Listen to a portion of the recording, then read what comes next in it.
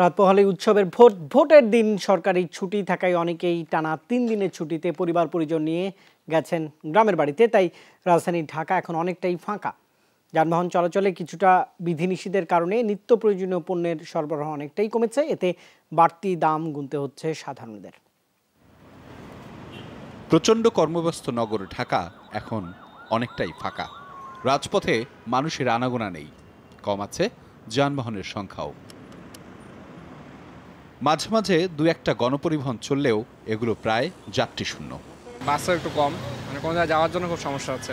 লোকজন না থাকলে তো আমাকে সমস্যা হচ্ছে না, রাস্তাঘাট ফাঁকা। আমরা ফাঁকা থাকলে ভালো লাগে, কিন্তু তো টাকা পয়সা রোজগার করা লাগবে না। অন্যান্য সময় তো একটু ভিড় বেশি থাকে, এখন আজকে যেহেতু একটু ভিড় অনেক কম, ওই হিসাবে স্বাচ্ছন্দ্য বোধ অবশ্যই থাকবে।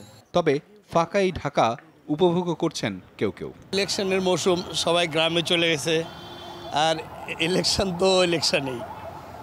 এটা ভালোই লাগছে, খুবই ভালো লাগছে। আজকে একটু ক্ষেপ কম আছে, আজকে তো অফিস আদালত সব বন্ধ না। গত 2-1 দিন যাবত মোটামুটি রাস্তাগুলো ফাঁকা এবং আমরা মোটামুটি এনজয় করছি আর কি। রাজধানীর কাঁচা বাজারগুলোতেও মানুষের উপস্থিতি কম।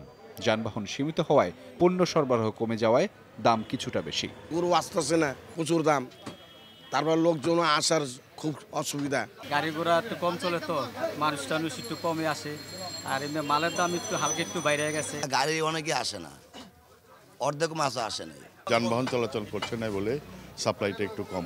একাদশ সংসদ নির্বাচনে মানুষের ভোটাধিকার প্রয়োগে এমন নীরবতা ইতিবাচকভাবেই দেখছেন সকলে। আহমেদ রেজা, যমুনা নিউজ, ঢাকা।